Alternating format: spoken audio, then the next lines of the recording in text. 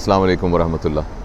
आज हमारे बाकू के सफ़र का आखिरी दिन है। बस अब थोड़ी देर बाद हम एयरपोर्ट जा रहे हैं इंशाअल्लाह अज़ीज़।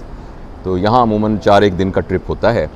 तो मैंने सोचा कि मैं दोस्तों को इस मुल्क के बारे में और इस शहर के बारे में थोड़ा सा एक जायज़ा दे दूँ, क्योंकि इसमें बहुत सारी बातें ऐसी हैं कि जो कि हो सकता है हमारे दोस्तों को ना पता हो।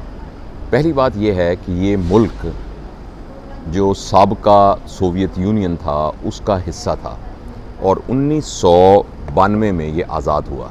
उस वक्त यहाँ जो इनके सरबराह थे और लीडर थे उनका नाम था हैदर अलीयौफ, और अब उनके बेटे जिनका नाम इल्हाम अलीयौफ है वो यहाँ के लीडर हैं।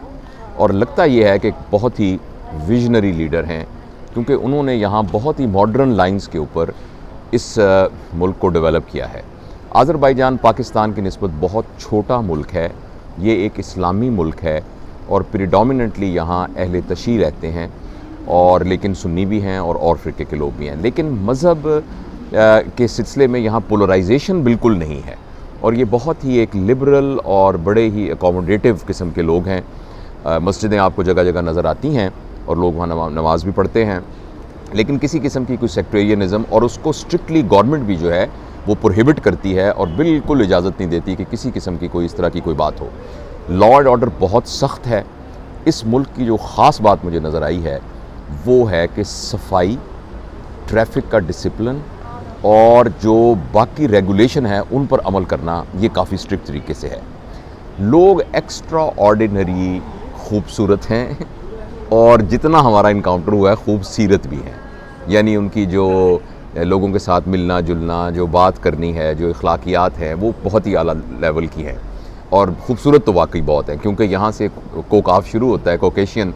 तो एक ज़माने में कहते थे ना कोकाफ में परियां रहती हैं, तो यहाँ परियां और शहज़ादे आपको नज़र आएंगे। सारे छोटे बच्चे से लेकर बूढ़े यानी मर्द तक तमाम लोग जो हैं, और बच्चियाँ और औरतें और धेड़ उम्र औरतें और बुज़ुर्ग औरतें, वो सब की सब जो हैं उनके चेहरे पर एक बहुत ही ख़ास किस्म की खूबसूरती। और दूसरा एक तो ना रंग गोरा या नैन नक्श ठीक, लेकिन साथ ये है कि जो दिल का इत्मीनान है ना वो भी चेहरे पर नज़र आता है। अमूमन लोग यहाँ पुरइत्मीनान और सुखी नज़र आ रहे हैं। दूसरी अहम बात यह है कि जो कि बहुत ही ज़रूरी बात है कि पाकिस्तान के बारे में इनके दिल में बहुत मोहब्बत है। उसकी कुछ पॉलिटिकल रीज़न भी है, पाकिस्तान उनको पॉलिटिकल फ्रंट पर भी मदद करता है, लेकिन ये कि वो पाकिस्तान के लोगों को ये कहते हैं कि ये पाकिस्तान का दूसरा घर है। लिहाजा कोई भी बंदा बता दे कि मैं पाकिस्तानी हूँ तो उसकी इज़्ज़त होती है, यहाँ उसका एहतराम होता है।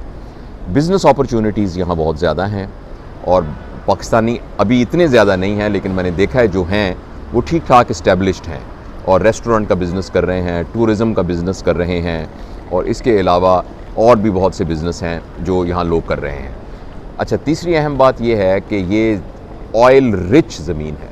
ऑयल यहाँ आप हैरान होंगे कि लोग खेत में हल चलाने के लिए जब ट्रैक्टर चलाते हैं तो नीचे से ऑयल निकल आता है। कई लोगों के घरों से तेल निकलता है, तो जिसको पाइप के ज़रिए बाहर एक मेन पाइप जा रही होती है उसमें डाल देते हैं।